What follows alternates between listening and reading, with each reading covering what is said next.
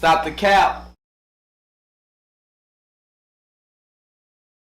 If you look at the median household income in the United States by ethnic group, I'm sure a lot of people would immediately guess, oh, the top earning group has to be white people because this is a country of white supremacy and all the good jobs go to white people and their buddies. But in fact, white people, when you look at the data, are not even in the top 5 earning groups. White people just barely make it in the top 10, coming in at number 9. So if this country has so much white supremacy and racism, how is it that so many ethnic groups have more success than white people in the United States? We have to counter these bullshit ass narratives when it comes to the system of white supremacy and letting them get away with this type of drivel.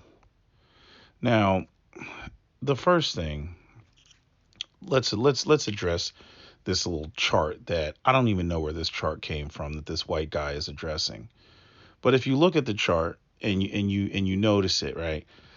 It says median household income in the United States by ethnic group. And then it has Indian Americans at the top, right? This is the garbage that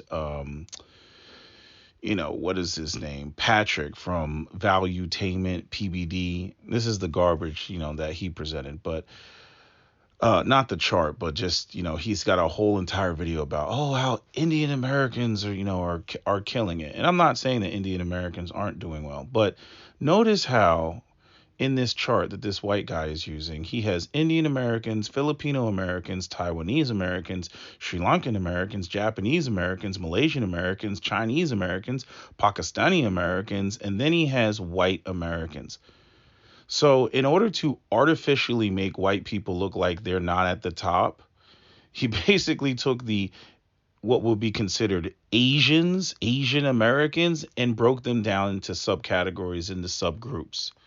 Meanwhile, when it comes to, the Hispanic Latino Americans down at the bottom with African Americans, the Hispanic Latino Americans are not broken down into categories. They're not broken down into, Puerto Rican Americans, Cuban Americans, Colombian Americans, Venezuelan Americans, Mexican Americans, right? There's no breaking down of what those groups are. So in order to make white people look like they're further down on this chart, he broke the Asians up into categories and then said, see, we're not at the top, therefore, haha, white supremacy doesn't exist, right?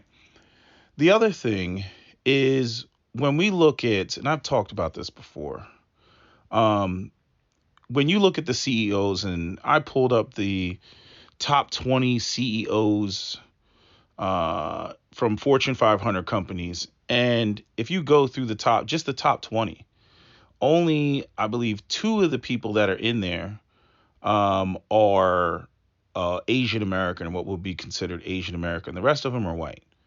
And I'm saying if it's all about, Asians, they get the best grades and they're so educated and they're, killing it and they have the top scores, then we should see way more Asian Americans in leadership positions as corporate CEOs and top executives. But we don't see that in America.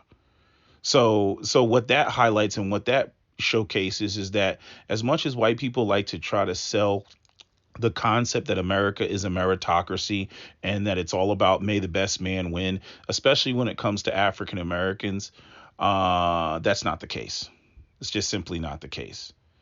And I can make arguments about, Harvard University and this whole affirmative action case, because while some Asian Americans are arguing that, the reason why I didn't get into this school is because, African Americans took my spot.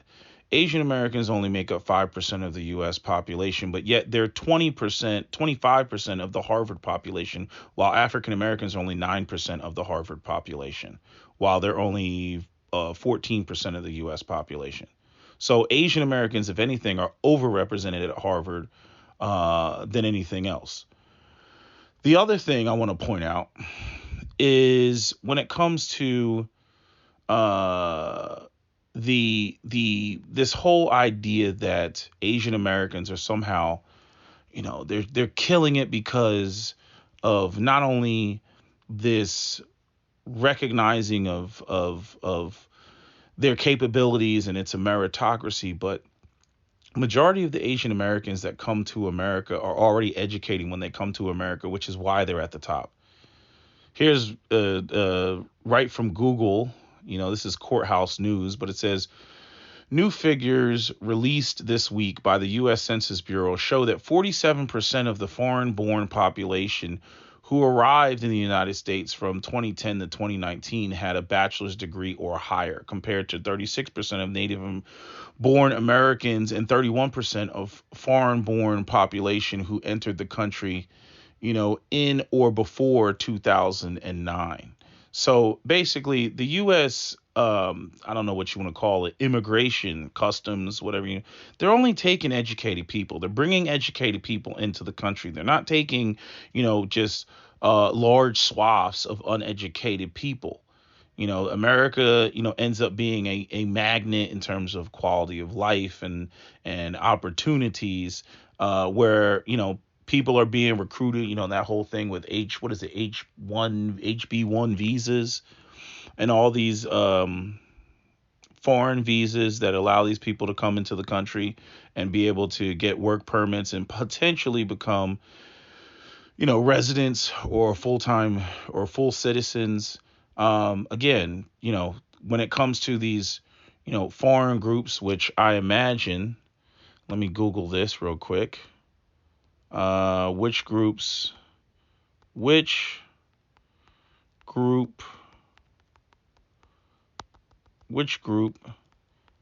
come on, group has the highest immigration to the U.S.? This is going to say Mexican Americans, they have the highest brought into the U.S. Mexican Americans, followed by Chinese, followed by India, followed by Philippines. Then we have Dominican Republic, Cuba, Vietnam, and El Salvador. So right off top, we have Chinese and Indian Americans are the largest demographic, coming into this country that don't, live right next door. Obviously, the Mexicans that are coming across the border, many of them are coming across illegally, because this just says immigrants. It doesn't say what their legal status is. But we already know when it comes to Chinese Americans and Indian Americans and any other Asian Americans, they actually have to get on a plane and fly here. So those people are going through the quote unquote proper channels in order to get into the country. And again, those people that are being chosen disproportionately when compared to, let's say, Latinos, are coming here already with a bachelor's degree. So there's where you get your, why are Asians doing so better? Because they're disproportionately educated when they already come here. These narratives of the guys that are coming here, and they're not educated and they work their way up the top. That's garbage. That's not what's going on. When it comes to these Asian Americans coming into the country, they're coming here on work visas, and whatever the process is in order for them to become a U.S. citizen, and that's how that works.